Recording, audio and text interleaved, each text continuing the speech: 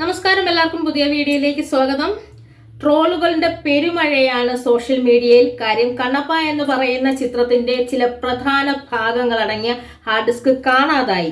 ഇത് കൃത്യമായി തിയേറ്ററിൽ റിലീസ് എത്തുന്നതിന് കുറച്ച് ദിവസം മുമ്പാണ് ഇത്രയും വലിയൊരു ചിത്രത്തിന്റെ വിഷ്വൽസ് കാണാതായി പോയി. വിഷ്വൽസ് അടങ്ങിയ ഹാർഡ് ഡ്രൈവ് കാണാതായി എന്നുള്ളൊരു നമുക്ക് വിവരം കിട്ടുന്നത്.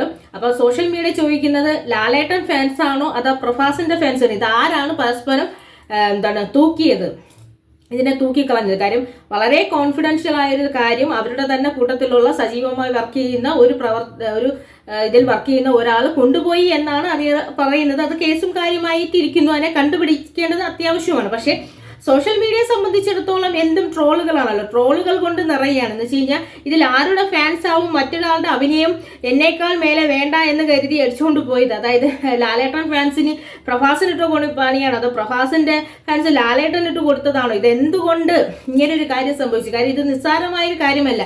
സോഷ്യൽ മീഡിയയിൽ ഇത് ട്രോളാണെങ്കിൽ ഇതൊരിക്കലും നിസ്സാരമായ കാര്യമല്ല. അപ്പം നിസ്സാരമല്ലാത്തൊരു കാര്യം സംഭവിച്ചു പോയി. അപ്പൊ അതിനെ ട്രോളുകളാണ് സോഷ്യൽ മീഡിയയിൽ വരുന്നത്. പക്ഷെ ഇപ്പോൾ ആ സിനിമയുടെ അണിയറ പ്രവർത്തകരെ സംബന്ധിച്ചുള്ള അവരുടെ ജീവിതം എന്ന് പറഞ്ഞു കഴിഞ്ഞാൽ, ഈ സമയം എന്ന് പറഞ്ഞു കഴിഞ്ഞാൽ നമുക്ക് വിചാരിക്കാൻ കഴിയുന്നത് അപ്പുറം രൂക്ഷമായ അവസ്ഥയിലൂടെയാണ് അവർ കടന്നു പോകുന്നത്. പക്ഷെ സോഷ്യൽ മീഡിയയിൽ വന്നു കഴിഞ്ഞാൽ എല്ലാം ട്രോളും തമാശകളും തന്നെയാണ്.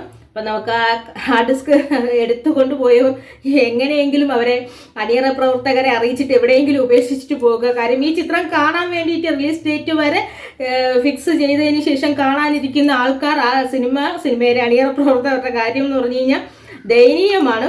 എന്തായാലും സോഷ്യൽ മീഡിയ ട്രോളുകൾ കൊണ്ട് തൂക്കി ഈ ചിത്രത്തിനെ ആദ്യം തന്നെ. പക്ഷേ യഥാർത്ഥത്തിലുള്ള അവസ്ഥ തികച്ചും വേദനാജനകം എന്ന് മാത്രമേ പറയാൻ കഴിയൂ.